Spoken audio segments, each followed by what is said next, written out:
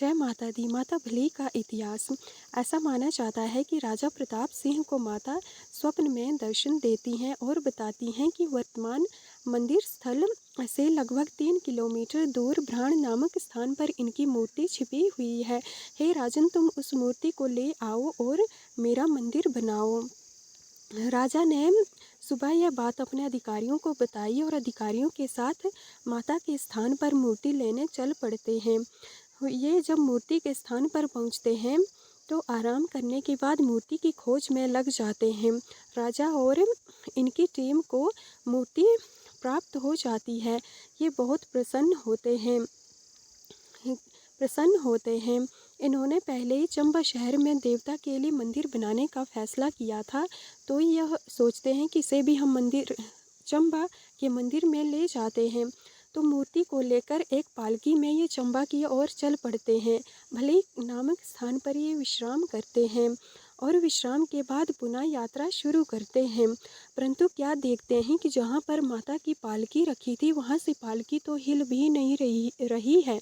इन्होंने बहुत कोशिश की परंतु माता चंबा नहीं जाना चाहती थी। तभी पास किलोद के गांव से एक ब्राह्मण को आमंत्रित किया जाता है। ब्राह्मण राजा को बताता है कि हे राजन, माता चंबा नहीं जाना चाहती हैं। तभी इसी स्थान पर माता अपनी पालकी रोक ली है। ऐसा माता ने इसलिए किया है क्योंकि भले के लोग चाहते हैं कि माता यहाँ प्रकट हुई है तो भले को छोड़कर ये चंबा ना जाए। माता अपने भक्तों के अनुरोध पर यहाँ पर रहना चाहती हैं। तो माता का आदेश मानकर राजा प्रताप सिंह भी पंडित जी की बात से सहमत होते हैं और डिसाइड करते हैं कि अब यहीं पर माता का मंदिर बनाया जाएगा। फिर राजा प्रताप सिंह ने यहाँ पर माता भले का मंदिर बनवा दिया। ऐसा माना जाता है कि श्री सिंह ने इस मंदिर का जीर्णोद्धार करवाया। वर्तमान में यह माता भले का मंदिर बहुत खूबसूरत है। इस पर हजारों मूर्तियाँ बनाई गई हैं और इसकी नक्काशी भी बहुत खूबसूरत है। इससे संबंधित एक और प्रचलित है कि महिलाओं का इस मंदिर में प्रवेश वर्जित था। तो माँ भद्रकाली 60 के दशक में अपनी एक भक्त दुर्गा के स्वप्न में आती हैं और बताती हैं कि सबसे पहले तुम मेरे दर्शन करोगी, उसके बाद अन्य महिलाएं भी मेरा दर्शन करेंगी। तो 60 के दशक में दुर्गा ने माता के आदेश का पालन करते हुए सबसे पहले दर्शन किया। उसके बाद अब महिलाएं भी यहाँ दर्शन करती हैं।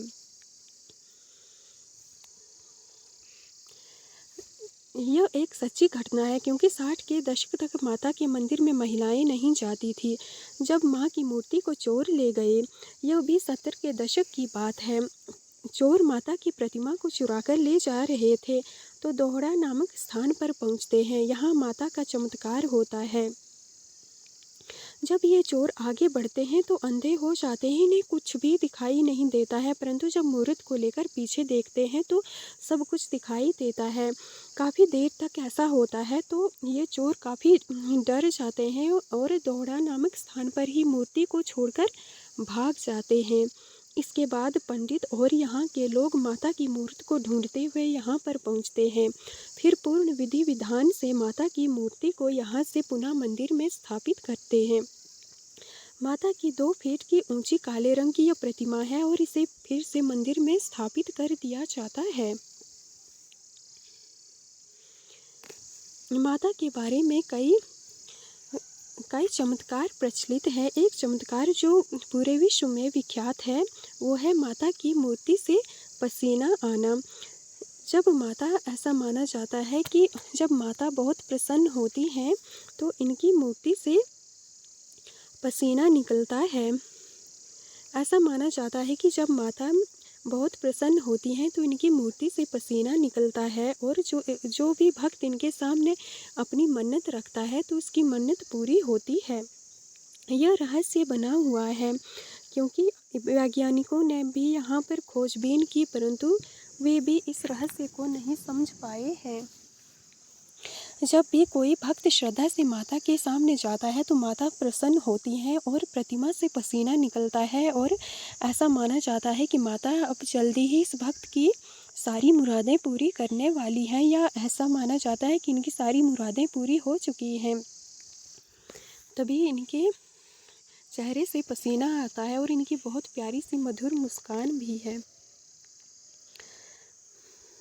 जब राजा प्रताप सिंह ने माता भैलई का मंदिर बनवाने का निर्णय किया तो ऐसा माना जाता है कि इनके पास धन उपलब्ध नहीं था, तो माता भैलई ने ही मंदिर के निर्माण के लिए धन उपलब्ध कराया था, जो कि यहाँ की वास्तुकला इसका प्रमाण है, जो हमें आश्चर्यचकित करती है। माता की यह मूर्ति चतुर्भुजी है और यह काले पत्थर से बनी हुई है। ऐसा माना जाता है कि यह माता की मूर्ति खुद प्रकट हुई है, किसी ने बनाई नहीं है। इनके बाएं हाथ में खप्पर है और दाएं हाथ में त्रिशूल है।